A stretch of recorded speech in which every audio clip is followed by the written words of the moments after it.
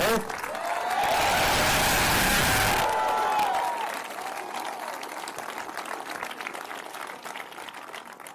All right, welcome to Starbase. So it's been almost 2 years since our last update, and a lot has happened since then. By the way, I'm getting like a strange audio feedback. I don't know do I sound okay to you guys? Okay, great. So it's been 2 years since we had our first Mark I rocket, and a lot has happened since then. We're going to go through the progress, but I'm just incredibly proud of the SpaceX team and all the support that we received from Cameron County, from Brownsville, from South Padre. I know somebody in the audience, so thank you very much for your support.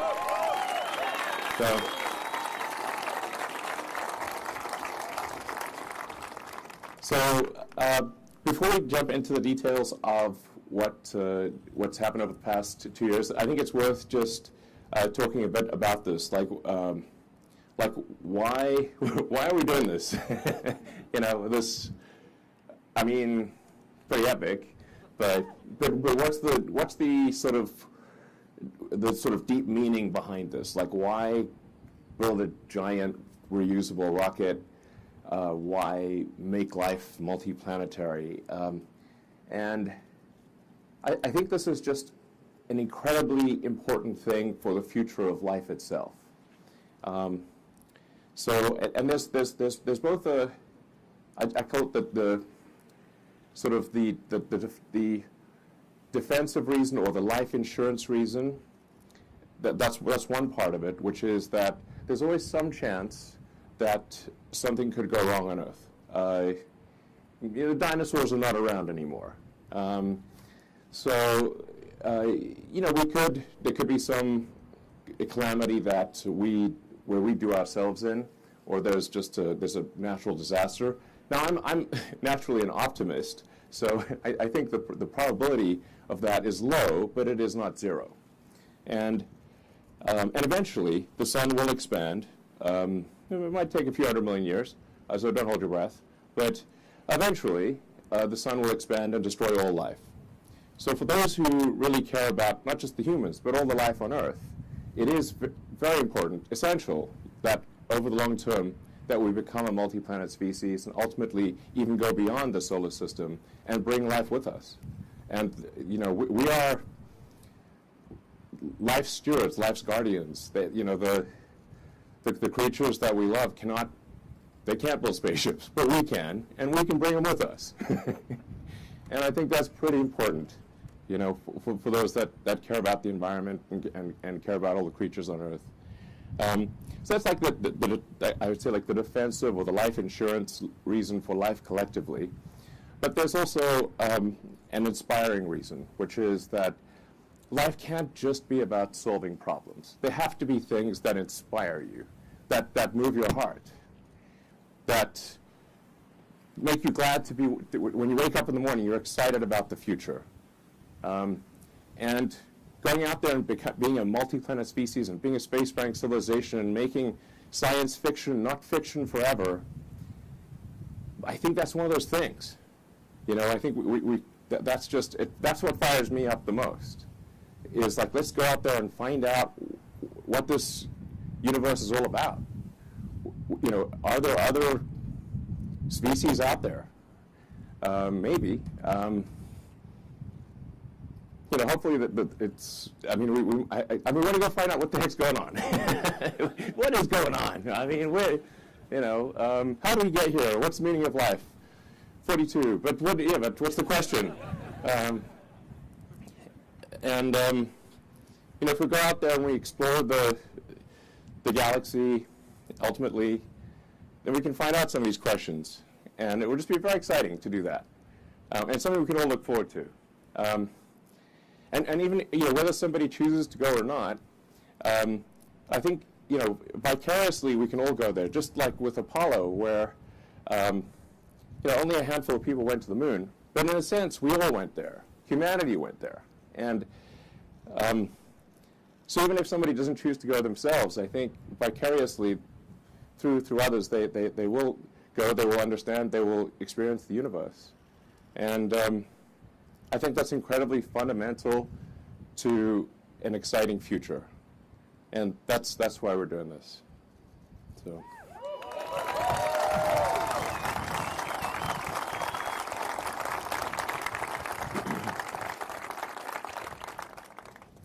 And yeah. Now, one of the rebuttals we'll sometimes hear is, like, sure, but what about all the problems on Earth? And I completely agree that the vast majority of resources should be dedicated to solving problems on Earth. Absolutely. I'd say like more than 99% of our resources should be oriented towards solving problems on Earth. So it's important to note that like NASA's annual budget is only 0.36% of the federal budget. And in fact, of the national GDP, it's less than 1/10 of a percentage point. So it's like we're only spending 0.1% of our resources on space. I think that's okay. Like we'll be fine. So just make sure people don't think like, well, is he suggesting that we just spend everything on space? No, I'm just suggesting like maybe 0.5% or something like that. We'll probably be okay. And I think given this establishing security for life itself and having an exciting future and inspiring kids about the future, I think it's worth it, basically. Yeah.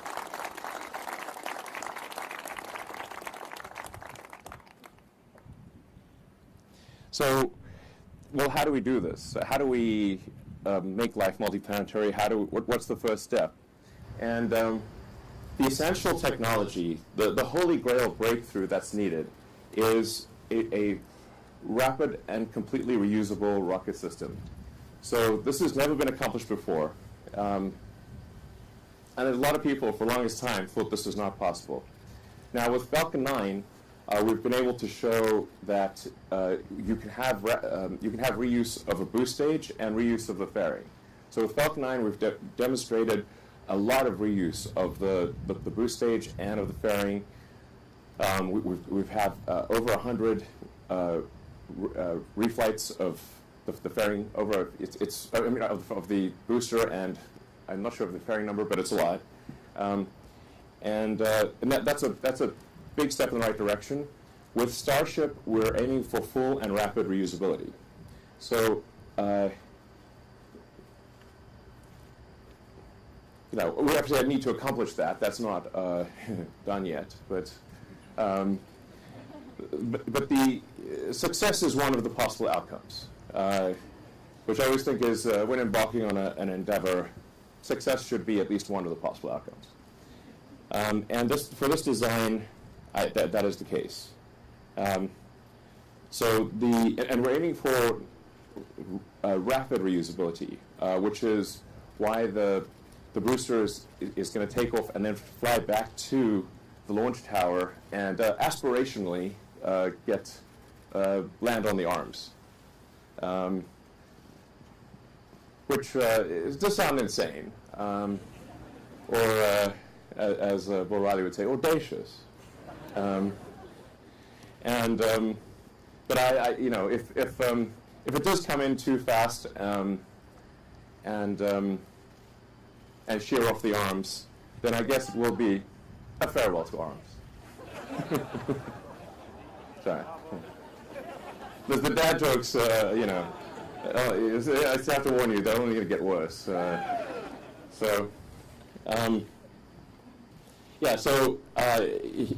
I'd really just like to congratulate the SpaceX team and also thank NASA, the FAA, the Space Force, and everyone, and all of our customers that have helped us get to this point. It's insanely hard to get a rocket to orbit. Insanely difficult. I have huge respect for anyone who's gotten a rocket to orbit. It's so hard. And we've had 144 successful launches, 106 landings. Yeah, I mean, actually, these days I have to look on the internet and say, how many landings have we had? But I'll have to ask the internet. 83 flight-proven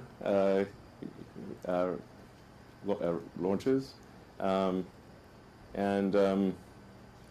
I have to say, I still have like launch PTSD. Every time the rocket takes off, I'm like, yeah. I just see all the ways that it could fail. Like, and then this year we're actually aiming to have around 50 launches, so it's about a launch per week on average, and yeah, so it's a hell of a year we got ahead of us,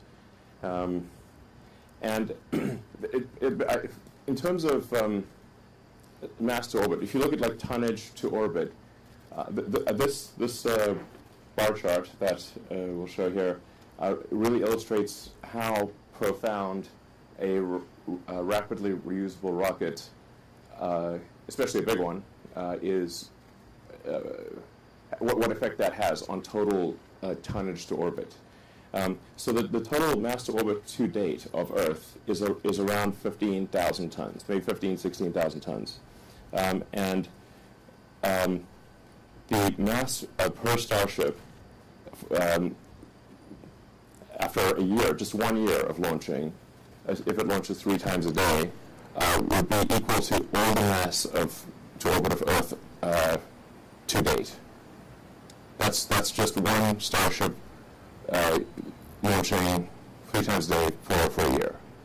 Now, if you have,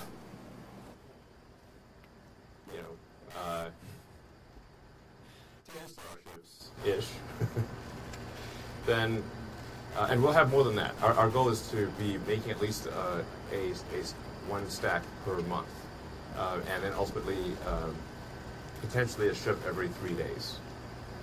There'll be more ships than there are boosters because the booster actually, even though it's gigantic, will come back in about 6 minutes. Excitement guaranteed. So it only takes about 2 minutes on ascent and then about 4 minutes to return. So you'll know soon. The ship has to complete at least one orbit around Earth, and sometimes maybe 3 orbits or more. And each orbit is 90 minutes. So the ship is probably, reusable about every 6 to 8 hours. That's why we say sort of 3 times a day for the ship. And in theory, the booster is capable of being reused every hour. So that the propellant pumps are designed to pull the rocket in about half an hour. So this really is designed for rapid reusability. So if you can do roughly a million tons to Earth orbit, that's comfortably over 100,000 tons to the surface of Mars, maybe 150,000 tons, depending on how good the landing system is.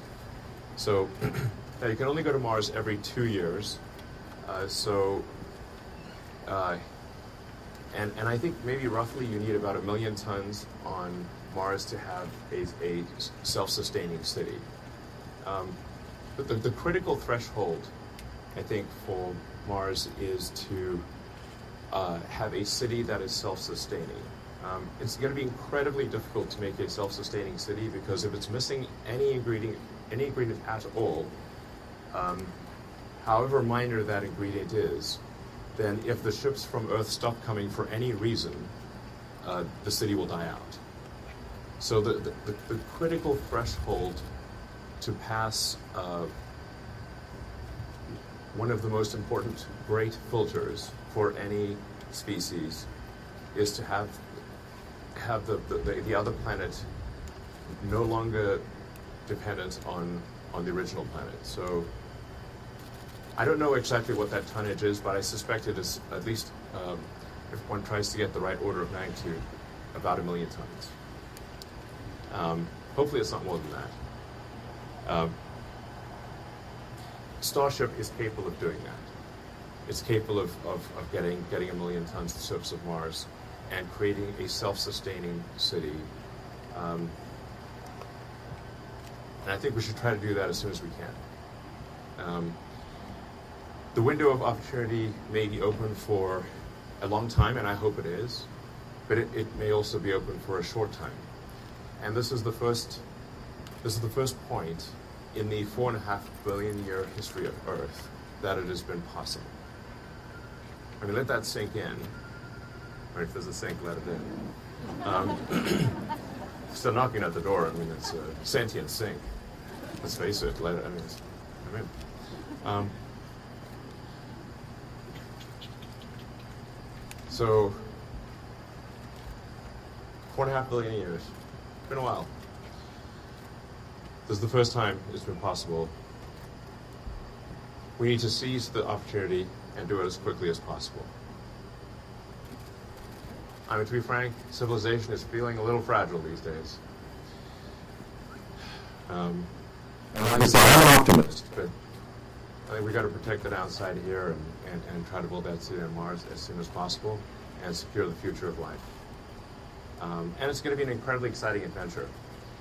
Now, the sales pitch for going to Mars is that it's going to be cramped, dangerous, difficult, very hard work. You might die, and that's the sales pitch. I hope you like it.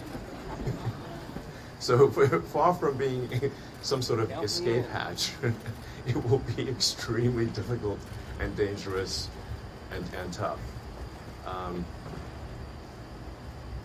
Mars is a fixer-upper of a planet, and so it's going to take some work to make it easy to live there. But one day we could make Mars a planet like Earth, and I think we should. So, just some facts about Starship, and these numbers will evolve over time. The height of the ship is about 50 meters, 164 feet. The 9 meter, 30 foot diameter. Well, you can just see it basically. It's got about 1,200 tons of propellant on the ship, and thrust is about 1,500 tons. Now these numbers we'll probably add more propellant over time, increase thrust. Diameter will stay the same. It's a huge pain to change diameter. So that'll tend to stay the same, but it'll probably get a little bit longer. And we're expecting a payload capacity of 100 to 150 tons, depending on which orbit. So to a Starlink orbit, roughly 100 tons. Over time, I think we could probably get the orbit for orbital refilling, the payload to an orbit for orbital refilling to about 200 tons, which is going to be very important for getting to Mars. So for getting to Mars, you also need the orbital refilling. Just like you have aerial refueling, the rockets will need orbital refilling. It's actually mostly oxygen. There's 3.5 tons of oxygen for every 1 ton of fuel. So that's why it's refilling, not refueling.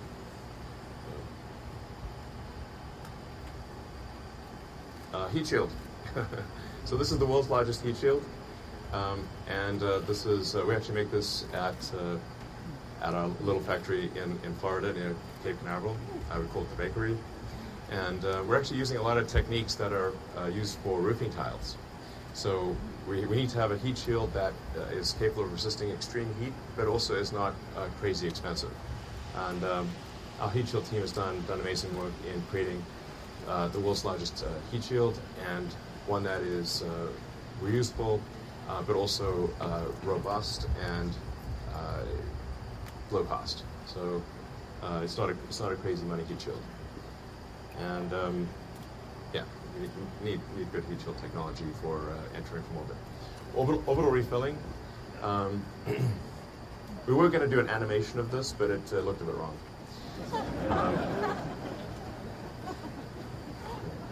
It is a fluid transfer.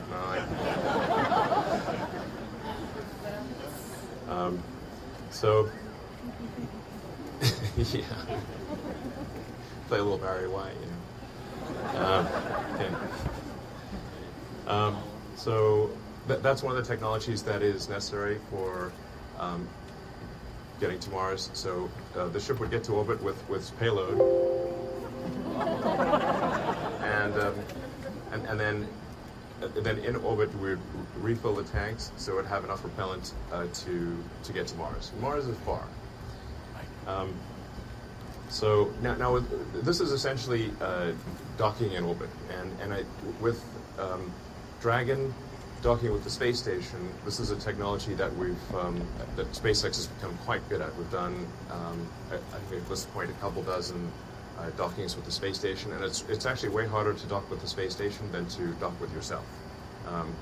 So this is, it is a thing we need to solve for Starship, and I'm confident that we can do this because we've done a lot of orbital docking already with the Dragon. But this is going to be an important thing to demonstrate. What won't be necessary in the near term for Starlink launches, but it will be necessary for Mars and the Moon. So let's see, the super heavy booster. So it was 70 meters, but then there was an extra half barrel section that the team deleted, and totally accidentally it's 69 meters. It's also booster 4 and ship 20. I mean, this is a pure coincidence. Those numbers won't leave me alone. I hope it's good luck.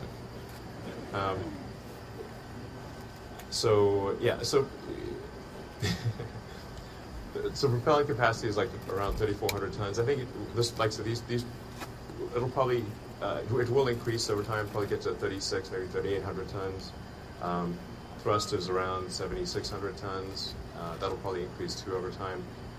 Just to put this into perspective, though, the Saturn V was 7.5 billion pounds of thrust, and Starship is 17. So it's more than twice the thrust of a Saturn V, which was that's the largest rocket ever to get to orbit. It's worth noting, Super Heavy is the largest flying object of any kind, or will be. It's very big. You can see it right there. That booster has 29 engines. The next booster, we actually increased the engine count to 33. We kind of bounced around on engine count,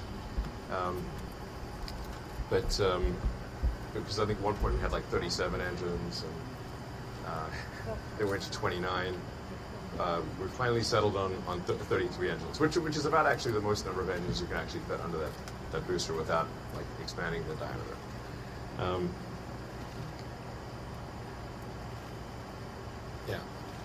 And then this tower, this tower from design to construction was 13 months.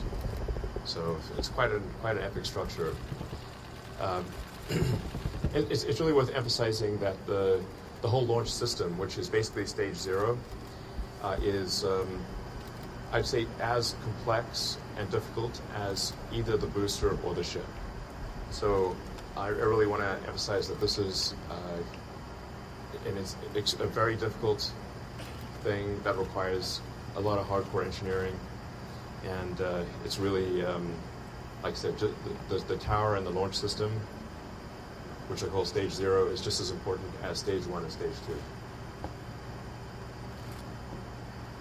I mean, this is really some wild stuff here. In fact, I mean, hard to believe it's real, except, it's right there. So, yeah. Then Raptor development. Raptor 1 was 185 tons of thrust. Raptor 2 is 230 tons of thrust, and I think over time we can get that to probably 250 tons. So that's, and it's also significantly simplified. So you can see the difference between V1 and V2. The V2 is V1 looks like kind of like a Christmas tree spaghetti pile, a lot of fiddly bits, and V2 is greatly simplified. while also increasing thrust at the same time. So it actually, Raptor 2 costs about half as much as Raptor 1, despite having much more thrust, and I think just generally being a much easier engine to build and a more robust engine. So very excited about Raptor version 2, and it's only going to get better from here.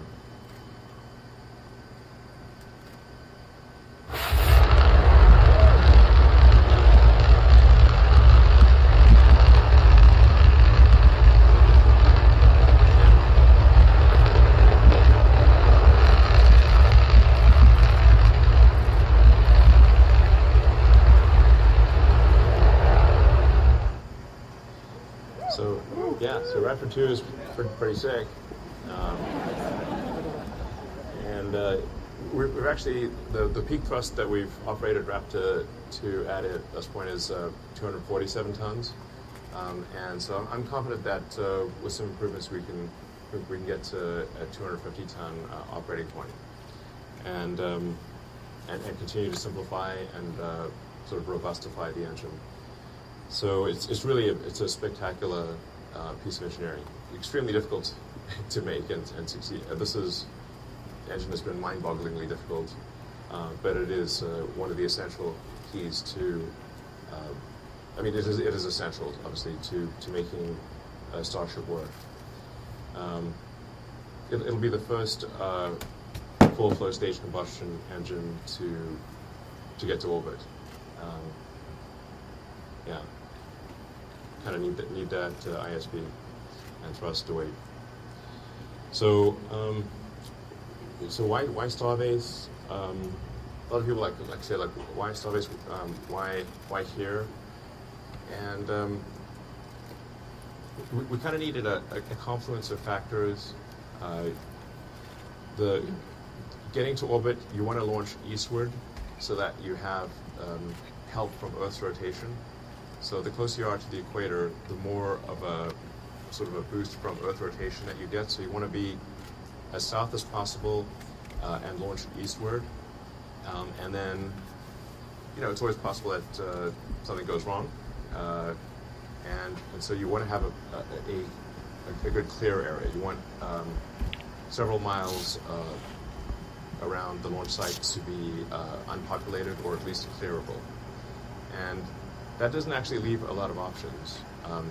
It's basically here and Cape Canaveral, or Cape Kennedy, is where are the two possibilities. And then because we have had a lot of launches going out of the Cape, we didn't want to disrupt the Cape activity, the operational launches, with sort of the advanced R&D of Starship. So it was important to decouple the operational launches from the R&D launches, and that's why we're at this location. And once again, I'd just like to thank Cameron County and the Brownsville South Padre and the remaining residents of Boca Chica Village. Where I live, by the way, it's my primary residence is that little village over there. So. And it's been great. It's been great being here, and super appreciate the support of the community. Anyway, thank you.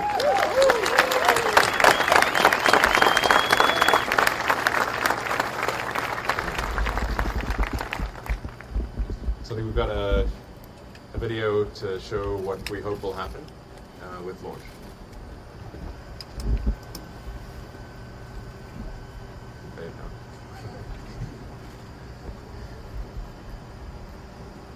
Oh wait, sorry.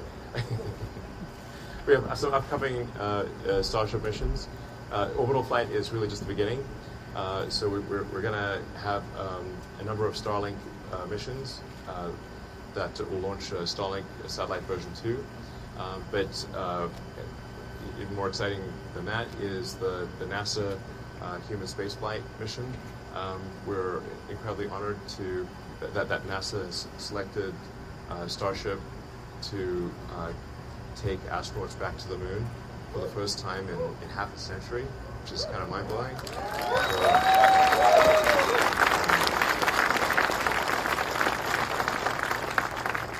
I'd just like to say, like, SpaceX is just deeply honored and appreciative that NASA would choose us for this incredibly important mission, and we'll get it done. And then there's also the Dear Moon mission, which is going to take artists around the moon, and that's Saku Miyazawa, and he's going to select I think 12 artists and do a loop around the moon, which will be very exciting. And there's going to be some future announcements that I think people will be pretty fired up about.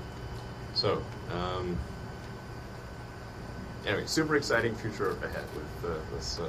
There'll probably be a few bumps in the road, but we want to iron those out with satellite missions and test missions, and get to a high flight rate, and then have something that's extremely reliable for human spaceflight.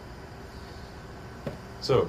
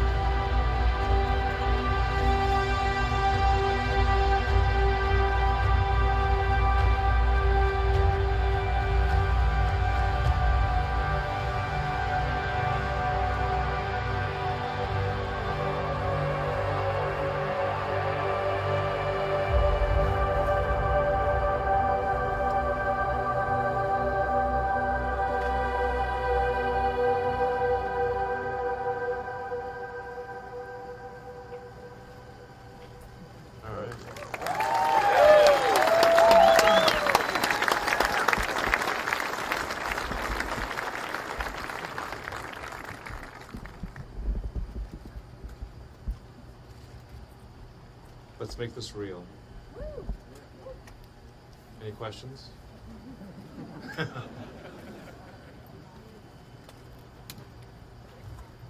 Let's make this real.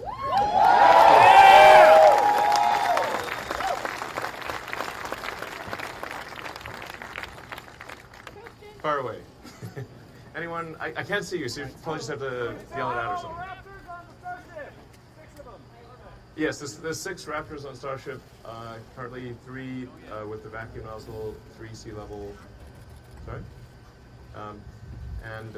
I think if I would say, like, we'll probably end up adding another 3 vacuum engines to kind of, fill in the gaps and stretch the ship. I think it's going to make a lot of sense. How much will take Apple versus Starbase to use? You'll have to yell, unfortunately. So.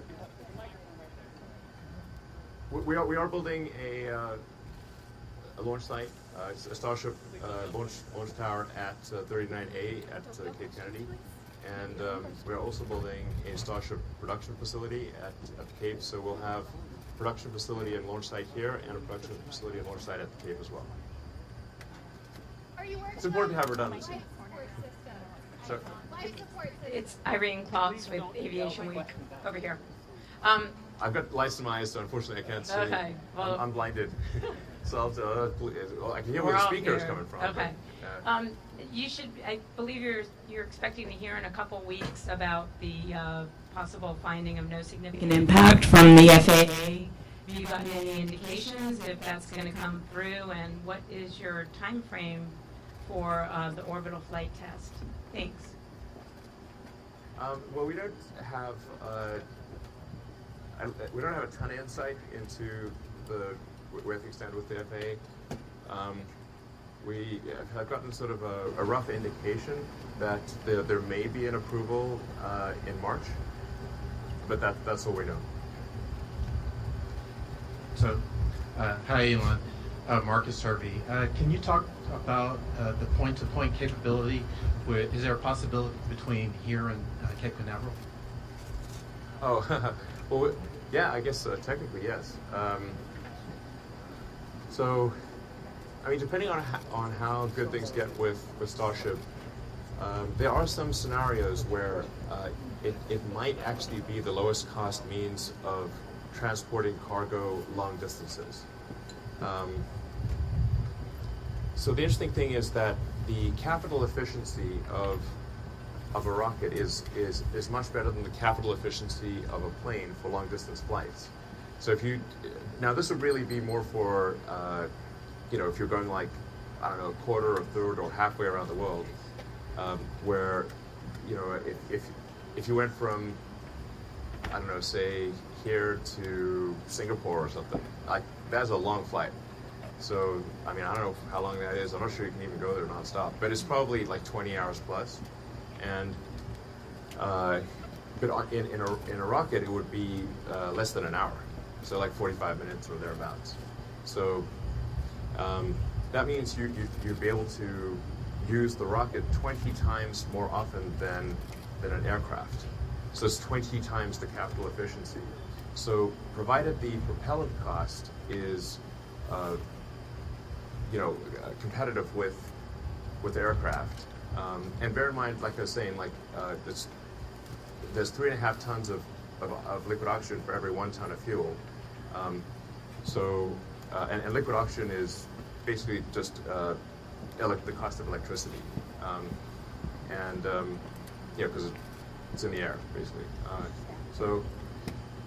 There is a scenario where it's economically compelling to do long distance cargo and people transport with Starship.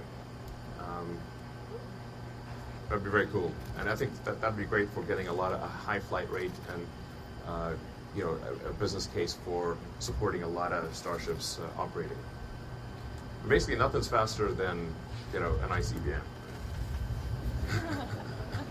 We got a question right here, Elon, right in the middle, right here, right, hands up in the. I mean, I literally have lights in my eyes, and it's pitch dark in front of me. It's fine. Hi, Elon. Michael Sheets with CNBC. You opened this presentation by addressing a little bit of the criticism that's been aimed at space travel being seen as maybe a pet project or not really valuable to folks who have problems here on Earth. I was wondering if you could get a little more into the specifics on comparing not just the U.S. government spending that's happening on space travel versus other things, but maybe in terms of SpaceX itself, how you and private investment on a dollar value compares to the taxpayer-funded projects or contracts that SpaceX has won over the years. Well, I think objectively, the cost efficiency of SpaceX is the best in history, I think, for any rocket development. And we are talking about a rocket that's more than twice the mass and thrust of a Saturn V, and also designed to be fully reusable, which is obviously also much better from an environmental standpoint to have a fully reusable rocket, for a development cost that is, I don't know, between 5 and 10% of Saturn V. So that's pretty good. Because we need to make it work, so it's not worked yet, but it will work. Might be a few bumps along the road, but it'll work. I feel at this point highly confident that we'll get to orbit this year. That's we're making a lot of rockets, making a lot of engines. We're close to achieving a Raptor 2 every day production rate. So 7 a week, which is tough for a complex engine. And I think by the end of this year we'll be able to produce a ship and a booster per month. So this is I don't know, at least an order of magnitude, maybe 2 orders of magnitude more efficient than anything in the past.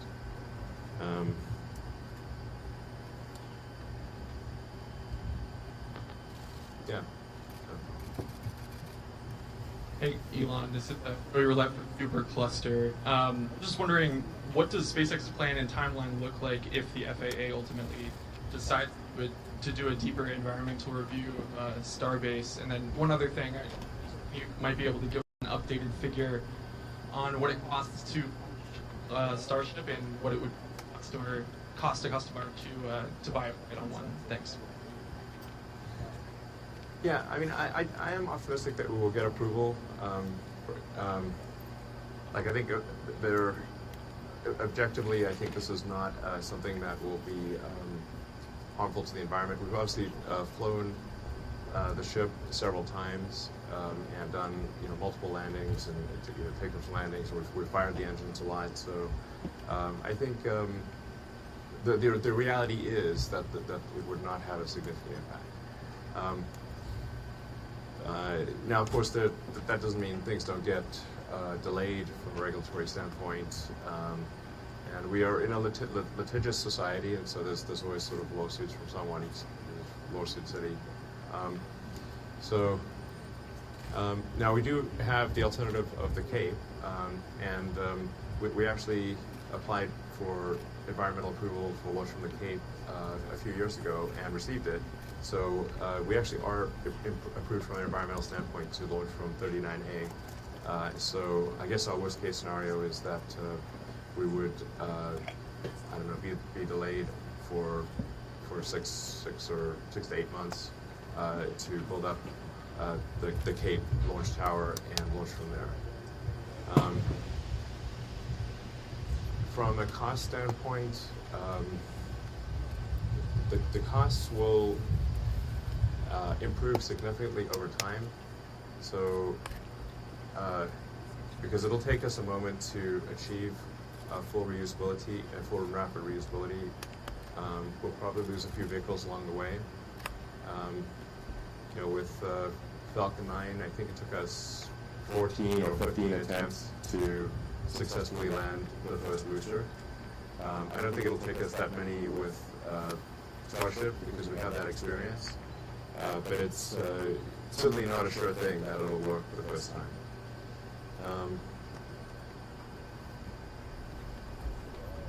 From a cost standpoint, I mean, it's a 100-ton capability to orbit. On a marginal cost to launch basis, that doesn't count fixed costs, which obviously have to be covered. It may be as little as a few $1 million per flight. Maybe even as low as $1 million per flight. So this is crazy. These are crazy low numbers by space standards. Crazy low. Now, we do have to cover fixed costs. So depending on what our launch rate is, we have to divide the fixed cost by the number of launches. So the more launches that happen, the lower the total cost, fully considered cost per flight would be. But I'm highly confident it would be less than $10 million all in over, if you say like fast forward like 2 or 3 years from now. I think it's highly likely to be everything included less than $10 million a flight for 100-ton to orbit capability. And 100 tons to a useful orbit, not to a low orbit. To a low orbit, it would be 150 tons. So this is ridiculously good compared to everything else. And it should be, because if you think of like, if this was if aircraft were not reusable, how much would an air ticket cost? I mean, it's like, for, I don't know what, a 787 or 777 goes for these days, I don't know, a few $100 million. If you had to spend, $200 million every flight, it would be very expensive to fly somewhere. And you'd need 2 of them for, another one for the return trip. So, it would obviously be absurd.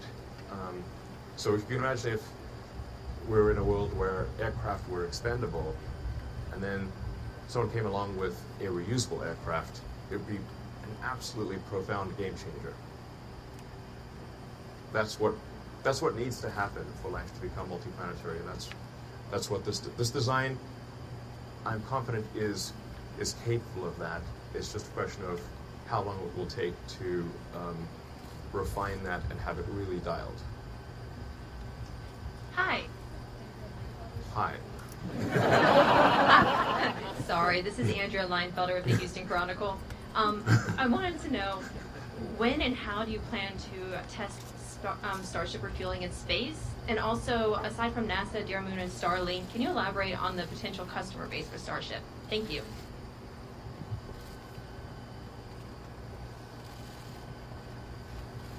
I apologize. I zoned out for a second. I was just thinking about. So, could you say that question again? Sorry. When and We have some mic issues. But. okay. When and how do you plan to test Starship refueling in space? Yeah. And aside from NASA, Dear Moon, and Starlink, can you elaborate on potential customers for Starship? Thank you. I think orbital refilling, and I want to emphasize it is refilling, not refueling, because it's 3.5 times as much oxygen than fuel. So we mostly are carrying oxygen up there. I optimistically, towards the end of next year, I think I'd be surprised if it's longer than 2 years for doing the refilling. And there are a lot of additional customers that will want to use Starship. I don't want to steal their thunder.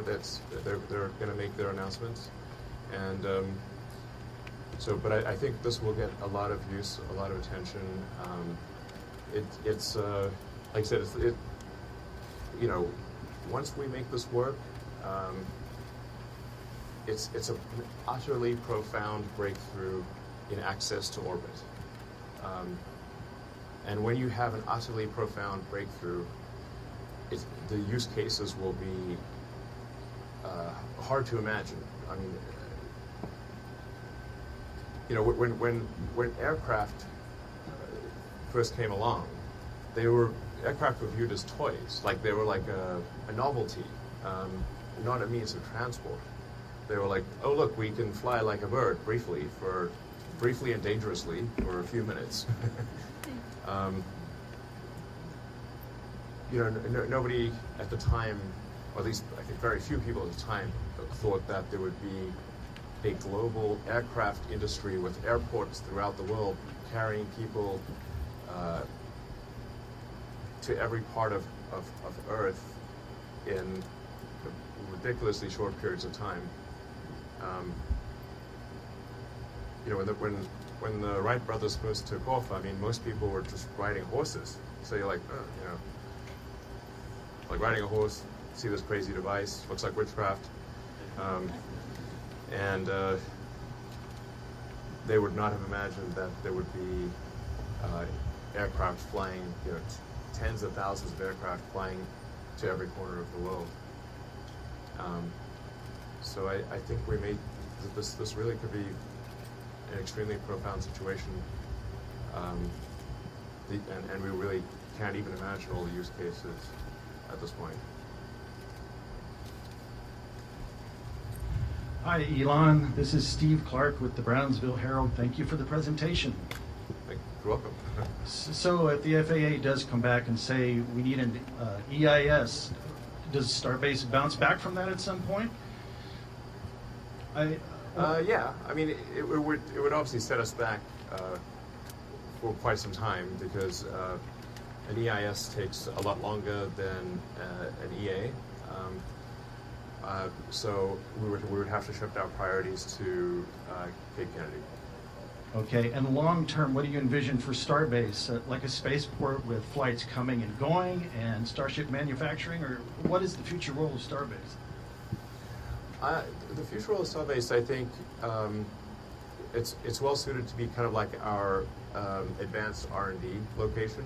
So it's like where we would try out new designs and new versions of the rocket, and then I think probably Cape Kennedy would be our sort of main operational launch site, and then I don't know, over time I think there's going to be, we'll have floating spaceports like ocean spaceports.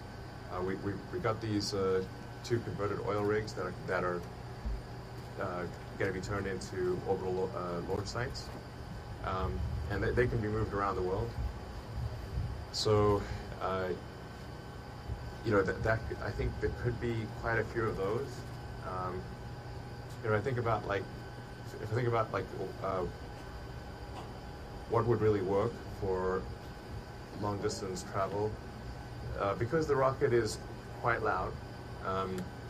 You want to be, you know, I don't know, 20 miles away from a major city or 30 miles away from a major city, just so you don't, you know, you're not disturbing people too much. So I think probably most of the launch sites long term will be kind of ocean or sea spaceports. So like maybe located like 20 miles, 30 miles offshore, and this would allow Starship to connect any cities that are on the ocean or on the sea, and have a high flight rate, but without disturbing people too much. You know, I think people are willing to, you know, have something that's loud occasionally, but if you want to have it frequently, then it probably needs to be offshore. Hello, Elon. I'm Cam Gerlach with the SpaceX Reddit community. So you talked a lot about how Raptor 2 is crucially important for Starship development and for the future of Starship. So I'm curious, what general improvements have you made with Raptor 2 to ensure it's not only more efficient and more powerful, but also much easier to produce and less expensive as well and faster? And how do you plan to continue to iterate further on the design in the future? So, Raptor 2 is an almost complete redesign relative to Raptor 1. So basically everything from the turbo machinery to the chamber nozzle, the electronics, basically everything's been redesigned. You can see the difference over there, the Raptor 1 versus Raptor 2. You know, a lot of the changes were deleting things. We deleted a lot, consolidated a lot. The rotating machinery, especially the inducers of the turbo pumps, are a lot more robust. We converted a bunch of flanges to welds. And we're actually, over time, will convert even more flanges to welds. I hate flanges. You know, especially if you've got high pressure and a cryogenic fluid or super hot gas. Flanges and seals are a nightmare. And so, you know, we've got parts of that engine that are, you know, sort of 700-800 bar, you know, sort of 11,000-12,000 psi, which is nutty. And so just going to welded joints instead of flanges was pretty helpful. The pre-burner controllers have been consolidated into a sort of unified box as opposed to being kind of like all over the engine. So we're getting close to the point where I think Raptor will not need shrouds. So shrouds are a huge pain in the ass, like basically putting a whole shield around the engine, especially for the gimbling engines, where it's going to kind of have like a sort of a, you know, eyeball seal, like it's like rotating in a circle with a hot gas seal. With a bit more deletion and integration, I think the engine will be sort of flame-proof, more or less, and then we can get rid of the shrouds, which would be a big mass savings. Yeah. So a lot more could go on. We're also operating at a higher chamber pressure. I think we could probably operate. I think over time we can operate it at 330 bar sustained in the main chamber, without having the pre-burner pressures be too high, by essentially not by losing less pressure. There's like a whole pressure ladder going from the turbo pumps and pre-burners to the main chamber, and by getting rid of a bunch of the choke points, we can have less pressure loss, and so the pumps can effectively produce you know, more pressure in the main chamber due to less loss in the secondary systems. Do you have any have specific questions or? Sorry, yeah, Chris Gephardt with NASA Spaceflight. Can you talk a little bit about the abort modes that are available for ship if there were ever to be a problem during the climb to orbit? What would be available to the crew in that regard? And also on that same level, the life support systems for ship. Where do those stand, and what are the challenges that you're finding with just the sheer volume in Starship for that? Thank you.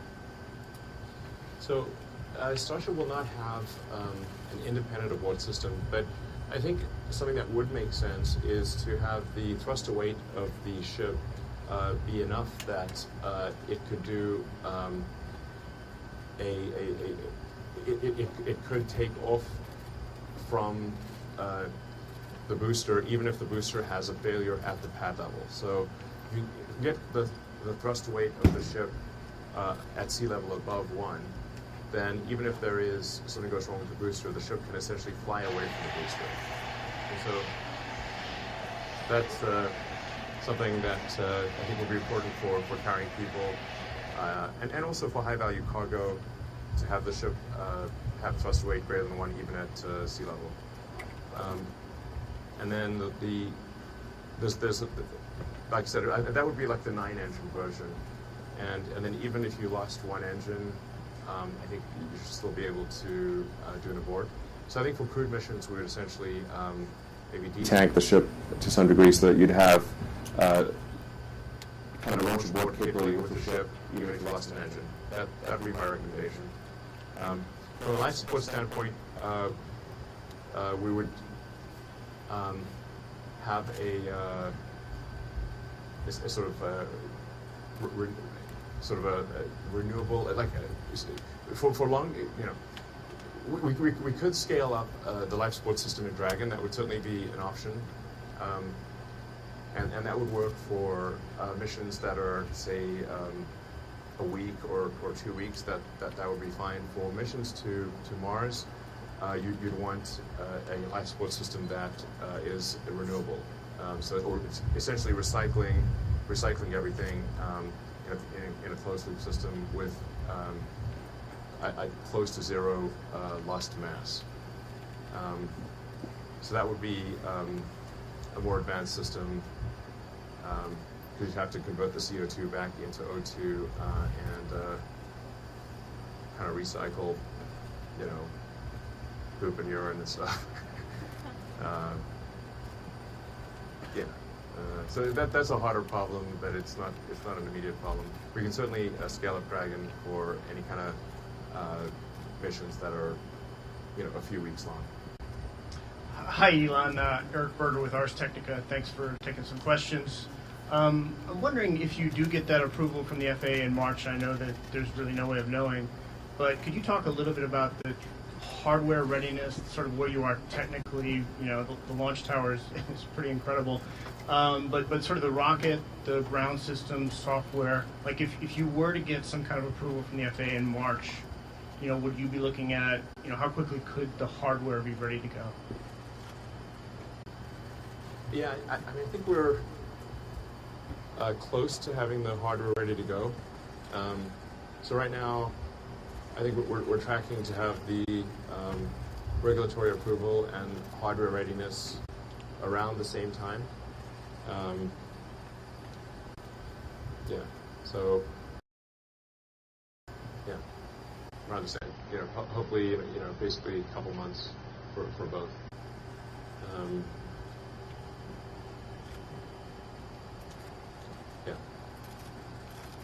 Hi, Seth Krakowski with SpaceXport.com. You mentioned launching from the sea. Could you give us an update on the current status of using Phobos and Deimos for Starship operations?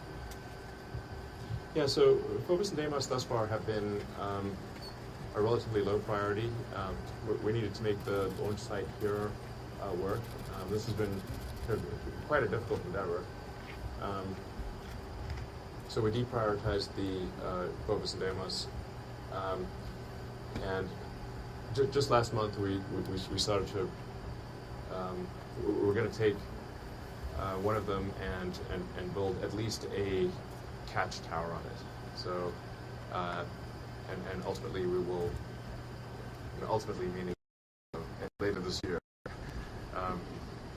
build a full launch capability on one of the platforms. So I think hopefully by the end of this year we will have a launch capability at Cape Kennedy at 39A and on one of the ocean platforms as well. Hi, Ellen. This is Adam Cardona with CBS 4 and NBC 23 here in the Rio Grande Valley. This is more of a community-based question. This past week, several VISD students, community leaders, and community members got together to ask you a question and to show their gratitude. Not sure if you got that message yet, but they were saying thank you, Elon, and they wanted to know if you would be able to attend their Charo's Days festivities here in Brownsville. So, on behalf of them, will you be attending Charo Days? It sounds like fun. So, when is it? I believe it starts on the 19th through the 25th. So you have several days to attend Sombrero Festival, Charo Days parades, enjoy some great food. Will we see you there? I will be there. All right.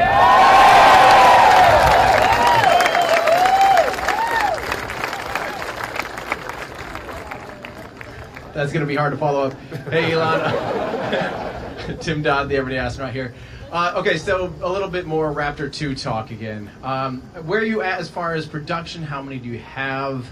How are they handling, testing? Are they more cantankerous, less cantankerous? Just give us a little more rundown, on where you're actually at. Is that a bottleneck for the next booster as well? We assume the next booster is going to require, Raptor 2. So, kind of where are you at with the production and the testing so far? Well, right now, of any technical problem, I'm spending the most time personally on Raptor 2. Really, they're like the two things that occupy the most number of mental cycles are Raptor 2 and Tesla Full Self-Driving. The only remaining issue that we're aware of is melting the chamber.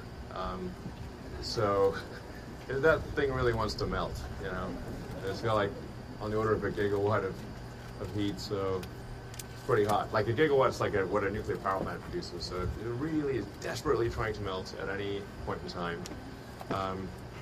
So we've got, we're flowing an immense amount of cryogenic fuel to cool the chamber in the channels.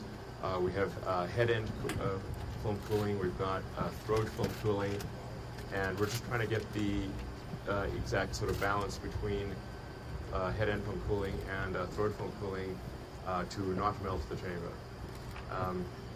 I think we're pretty close.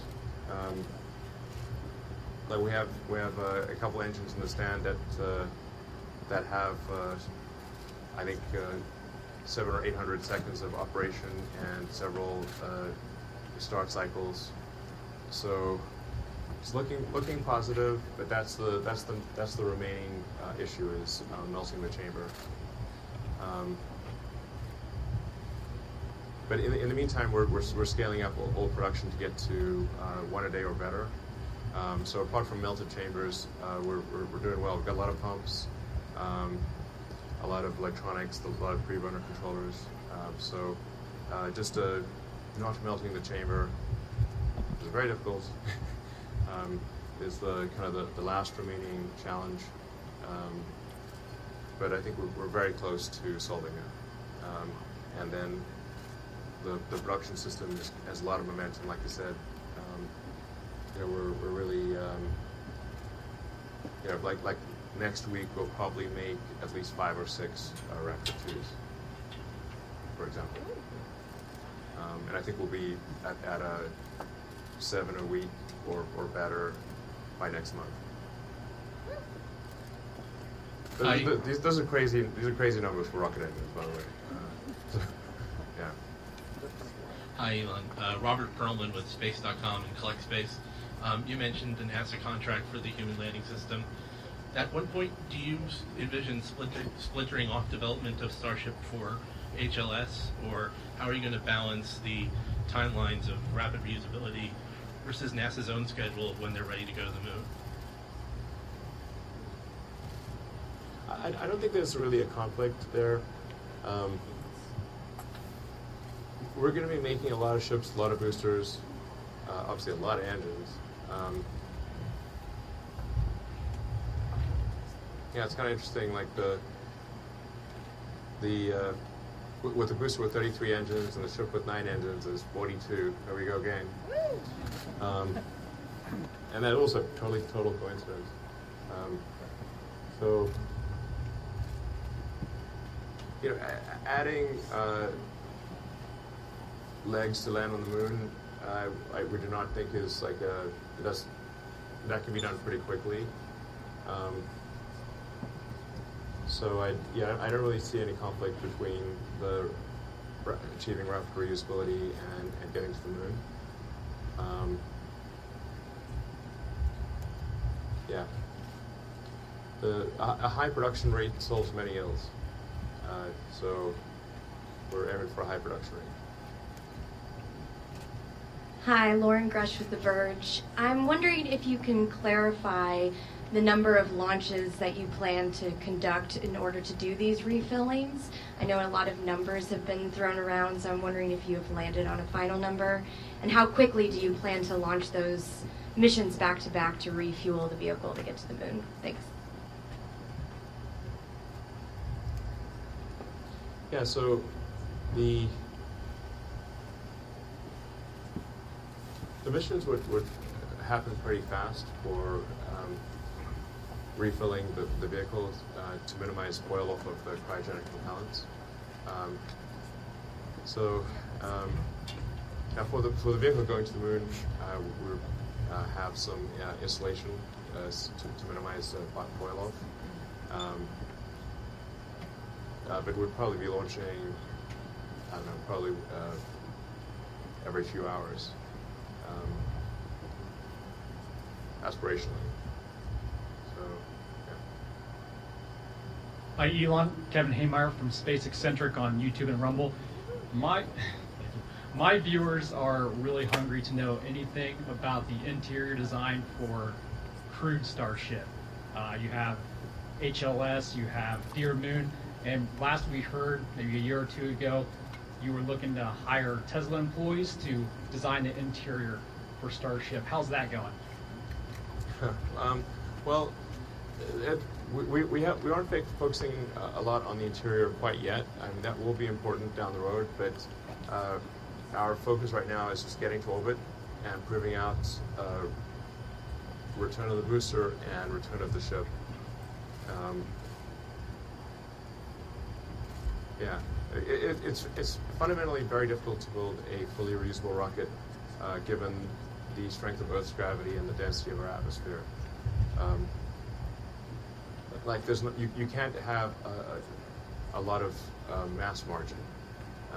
So our focus is solving that rapid reusability. Like I said, we'll have a high production rate, so we're not dependent on we're not dependent on full reusability, but really that's the breakthrough that's fundamentally important to change the course of human civilization to become a multi-planet species. Elon, this will be the last question for you. Evening, Bob Duncan, I'm a local resident. Oh, sure. I think we're cutting out the mic. Are we cutting out? Is that better? Hi, evening. My name is Bob Duncan. I'm a local resident here in the area. And first off, thank you for a very cool evening. So this has been a lot of fun for us. As a local resident, it's been exciting to watch the amazing progress that SpaceX has made here in Boca Chica. And I was just curious, we're standing on the southern tip of the state of Texas. We're a few hundred yards from your residence. Could you just speak to what, if anything, has been appealing or advantageous about operating in the state of Texas versus other parts of the country? Thank you. Well, I think we've,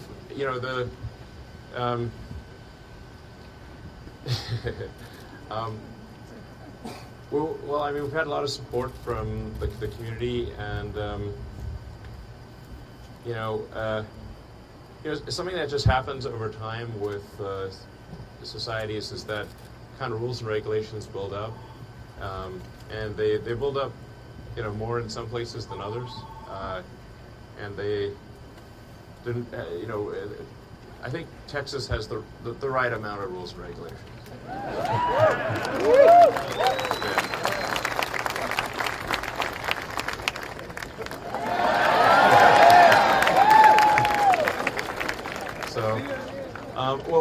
Thank you all for coming. I hope you've enjoyed the evening, and I think we might be able to get you closer to the rocket if you'd like.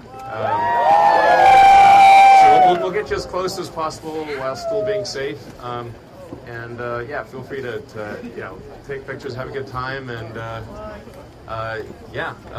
let's go like hell to have an exciting future. Thank you.